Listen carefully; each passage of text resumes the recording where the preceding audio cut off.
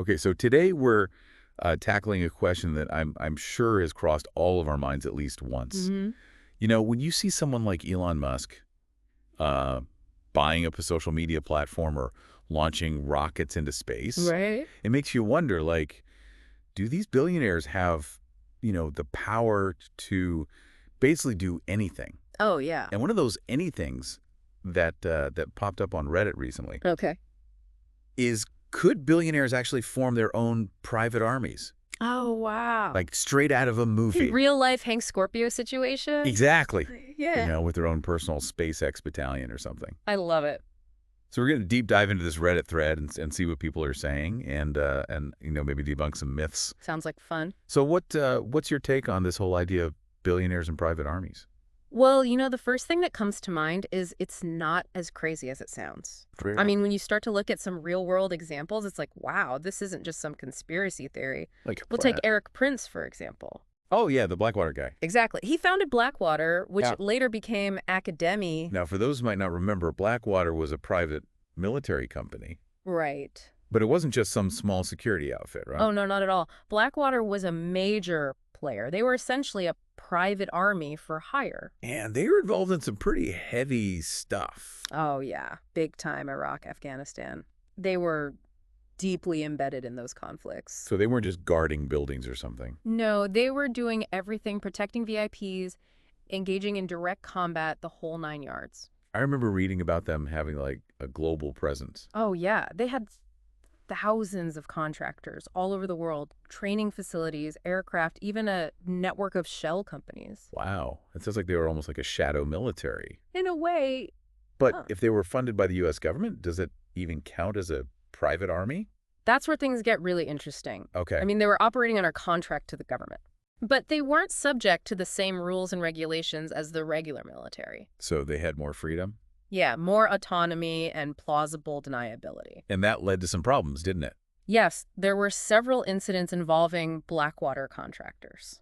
Like what? Well, there were accusations of human rights abuses, even war crimes. I vaguely remember that. One of the most well-known cases was the Nicera Square massacre in 2007. Oh, yeah, where those Blackwater contractors killed Iraqi civilians. Exactly. It caused a huge international outcry. So how does all of this relate back to the question of billionaires creating their own armies? Well, it shows that it's not totally out of the realm of possibility.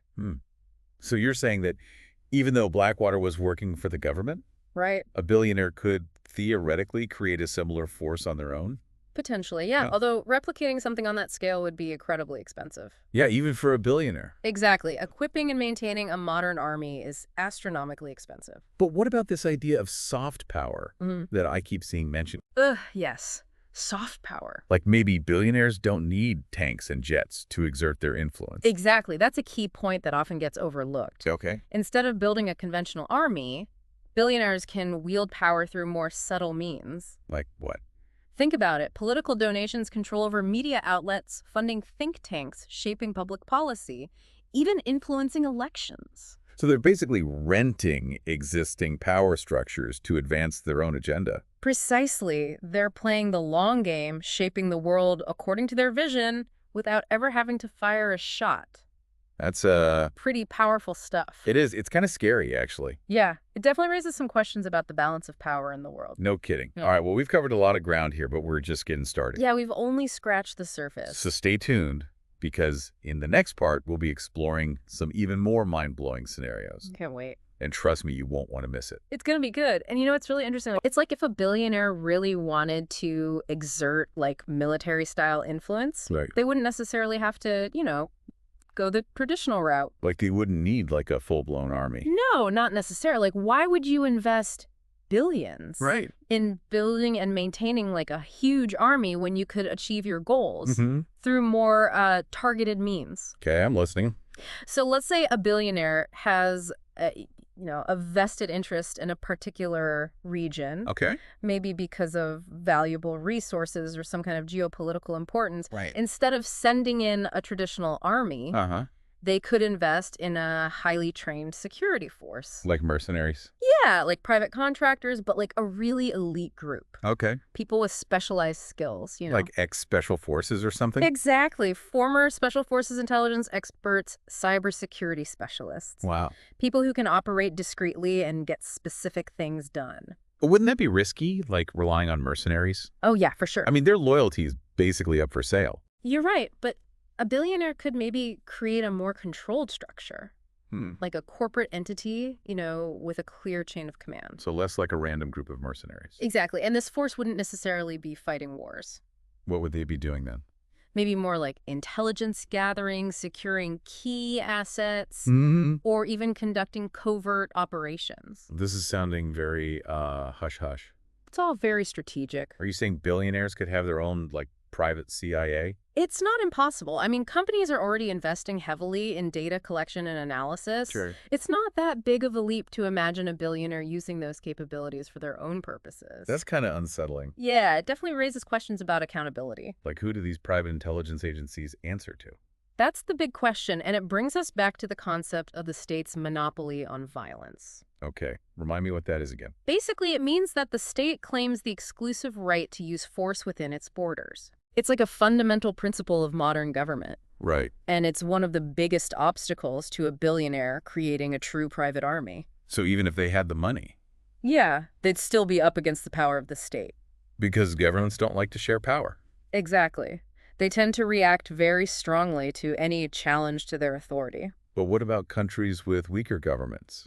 Ah, that's a good point. Like, wouldn't they create opportunities for billionaires? Absolutely. We've already seen private military companies operating pretty freely Right. in regions with unstable government. Like the Wagner Group. Yes, the Wagner Group is a perfect example. They seem to do whatever they want in Africa. Yeah, they're a good illustration of how blurry the lines can get between state power and private power. And then there was that whole attempted coup thing in Russia. Oh, yeah, that was wild. It really makes you think about how these arrangements can backfire. Yeah, it showed the risks of relying on these private military forces. Even if they're supposedly aligned with the government? Exactly. So where does all this leave us? Yeah, what's the future of private armies? Or whatever we should call them.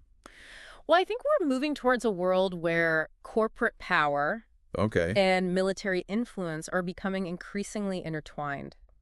It's not just about brute force anymore. Right. It's about using technology, information, and influence. To get what you want. Precisely. It's a whole new game. This is a lot to take in. I know, it's complex. It makes that whole Hank Scorpio scenario seem almost quaint. Yeah, the reality is probably even more subtle. But no less impactful. Right, the power dynamics are definitely shifting. And we need to pay attention. Absolutely. We need to stay informed and think critically. And demand accountability. Exactly, from those who have the power to shape our world.